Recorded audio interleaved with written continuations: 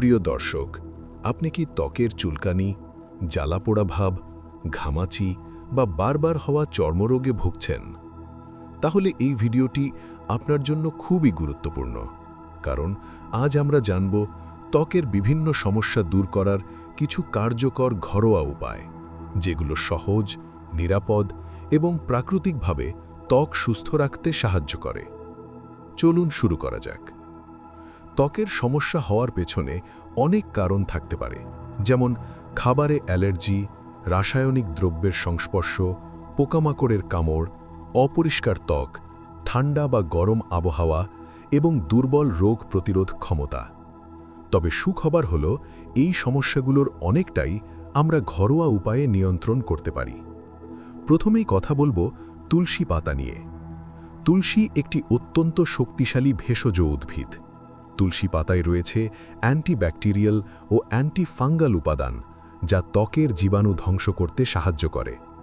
যাদের ত্বকে চুলকানি, লাল ফুসকুড়ি, পোড়া ভাব বা ক্ষত রয়েছে, তারা তুলসী পাতার রস আক্রান্ত স্থানে লাগাতে পারেন। নিয়মিত ব্যবহার করলে ধীরে ধীরে উপকার পাওয়া যায় ইনশাআল্লাহ।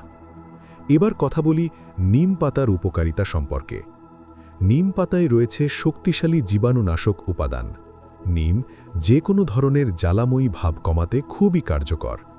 চুলকানি, লাল ছোপ, ফাঙ্গাল ইনফেকশন বা ব্রণের ক্ষেত্রে নিম পাতার রস বা নিম পাতা বাটা লাগালে ভালো ফল পাওয়া যায় ইনশাআল্লাহ। এবার আসি ঘামাচি ও চুলকানির ঘরোয়া সমাধানে। তুলসী পাতা ও দূর্বা ঘাস একসঙ্গে বেটে পেস্ট তৈরি করুন।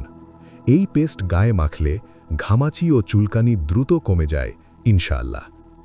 এখন কথা বলবো দাঁত ও অন্যান্য চর্মরোগ সম্পর্কে। দাঁত বা ফাঙ্গাল সংক্রমণের ক্ষেত্রে তুলসী পাতার রস নিয়মিত আক্রান্ত স্থানে লাগালে সংক্রমণ ধীরে ধীরে কমতে শুরু করে ইনশাআল্লাহ। এছাড়া তুলসী পাতার রস ফোঁটা ফোঁটা করে কানে দিলে কানের ব্যথাও উপশম হতে পারে। এবার আসি ঘৃতকুমারী বা অ্যালোভেরা নিয়ে। ঘৃতকুমারীর জেল ত্বকের জন্য খুবই উপকারী। এটি ত্বককে ঠান্ডা রাখে, জ্বালা কমায় এবং ক্ষত সারাতে সাহায্য করে। যে কোনো ত্বকের সমস্যায় খাঁটি অ্যালোভেরা জেল লাগালে ভালো ফল পাওয়া যায় ইনশাআল্লাহ। এখন কথা বলি অলিভ অয়েল সম্পর্কে। শুষ্ক ত্বকের কারণে অনেক সময় চুলকানি ও ফাটল দেখা দেয়। অলিভ অয়েলে থাকা ভিটামিন ও স্বাস্থ্যকর ফ্যাট ত্বকে আর্দ্রতা ধরে রাখতে সাহায্য করে। নিয়মিত অলিভ অয়েল লাগালে ত্বক নরম ও মসৃণ থাকে ইনশাআল্লাহ। এবার আসি বেকিং সোডার ব্যবহার নিয়ে। বেকিং সোডা ত্বকের চুলকানি ও জ্বালাপোড়া ভাব কমাতে সাহায্য করে।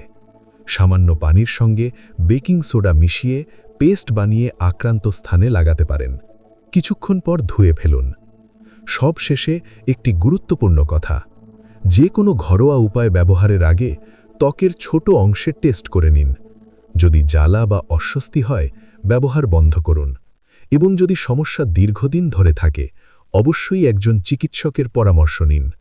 সঠিক যত্ন নিলে প্রাকৃতিক উপায়ে আপনার ত্বক থাকবে সুস্থ, পরিষ্কার ও সুন্দর ইনশাআল্লাহ।